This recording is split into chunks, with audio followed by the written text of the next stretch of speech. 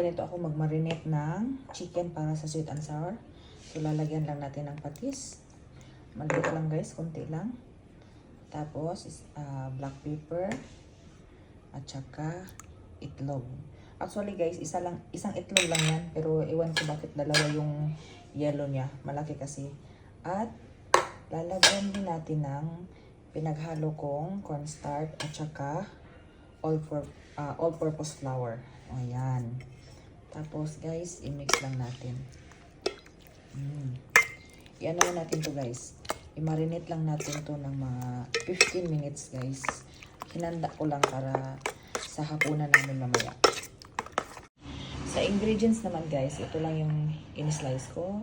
Meron tayong kamatis, red bell pepper, pipino, at saka sibuyas. Yan lang, diba? Simple lang. Okay guys, sa isang mainit na kawali, maglalagay tayo ng mantika para sa ating chicken fillet. Ayan. Piprituhin natin guys. Okay, ito yung minarinate ko kanina na breast chicken.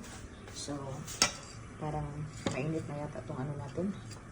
Mantika natin. Pwede natin lagay yung chicken fillet.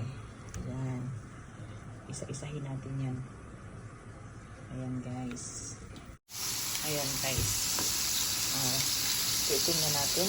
Babalik pa rin natin yung ano, pag nag-brown na siya. O, diba guys? Madali lang. Ganito lang kasi akong mag chicken fillet.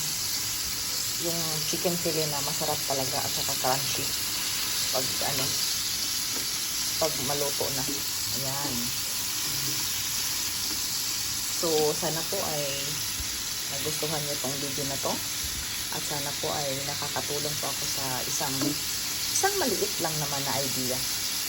O, hindi naman kailangan ng maraming ingredients para sa ating sweet and sour chicken fillet, di ba? Yung ano lang, simple pero masarap. Ayan guys. So, kung napanood niyo yung video na to, please naman guys, pakitap naman yung ano, pakipindot naman yung subscribe, like, comment, and share. At saka kung may mga gusto kayong ipaluto guys, may request kayo guys, just comment down below guys. I-try natin lulutuin. So, ayan guys, ito na guys. Nag-golden brown na siya, ilagay natin dito. Ayan. So, isahin natin ito. So, ito na nga siya guys. Tapos na. So, yung next natin is sa sauce. Ayan. So, may naka-ready na tayong kawali dito. So, instead na gagamit ako ng oil guys, yung gagamitin ko is margarine. Ayan. Kasi, mas masarap kasi. Lalong-lalo na, pwede kayong gumamit ng butter. Kung gusto nyo mas lalong pasarap. Mas maganda din naman yung butter gagamitin.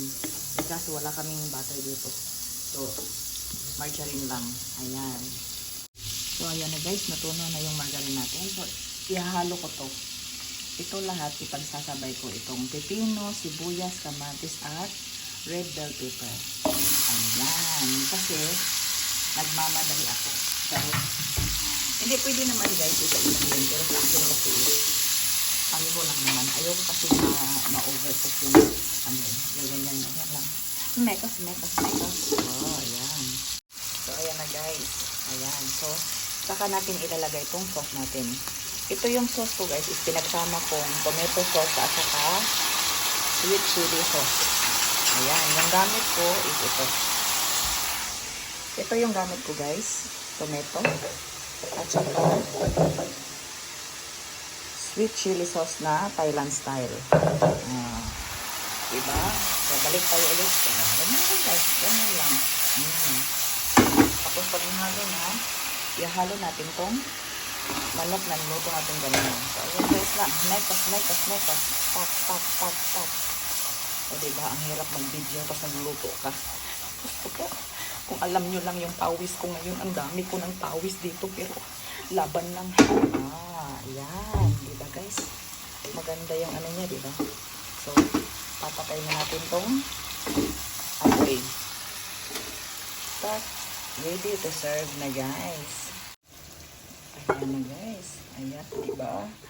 Ang sarap. At saka ang ganda pa yung pagkaano kasi yung vegetable niya guys, yung mga ingredients niya hindi siya overcook. Ayan, o diba? Madali lang. Ready to serve na ang ating sweet and sour chicken fillet. Thank you for watching.